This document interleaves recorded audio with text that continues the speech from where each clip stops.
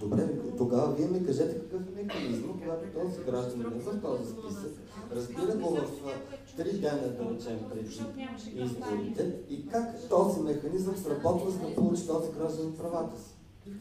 Вие как реагирате на това? Как стига до вас информацията? По какъв начин върви механизма в едната посока и в другата посока?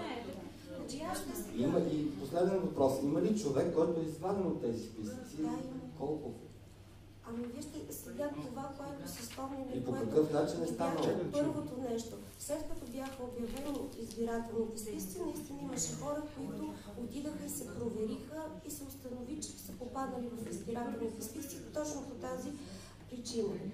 Някои от тях си представиха от МВР документ, че независимо, че от МВР не е подадена информация, че този човек е в чужбина, всъщност му казва, че не е бил. И по този начин той беше служебно върнат от общинската администрация на адреса в страната, който има преди тази дата. Точно е това искахме вие да потвърдите между първи и втори тур. Точно това искахме вие да подкрепят институциите.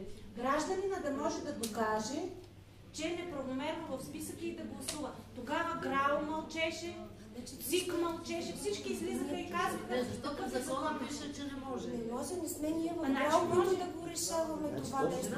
Това можеше да стане до 15 октомври, каквито бяха разпоредбите на изборния кодекс. Антонета го каза много правилно. Просто вашата институция трябва да признае, че с този регламент и с този закон не сте в състояние да дадете ясен и коректен списък.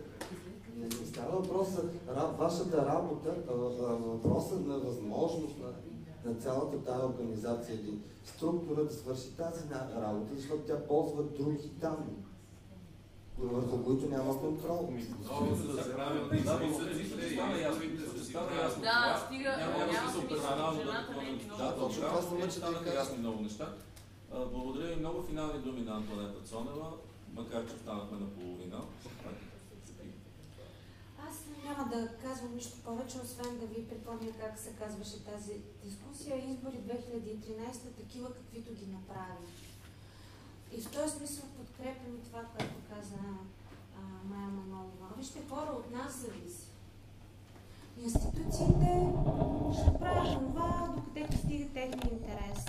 Ние сме гражданите, на които на нас ни бърка в работата това, че изборите не са честни. И това, което прави Давид с неговата гражданска журналистика, и това, което правят застъпниците, и това, което правят наблюдателите, и това, което правим всички ние.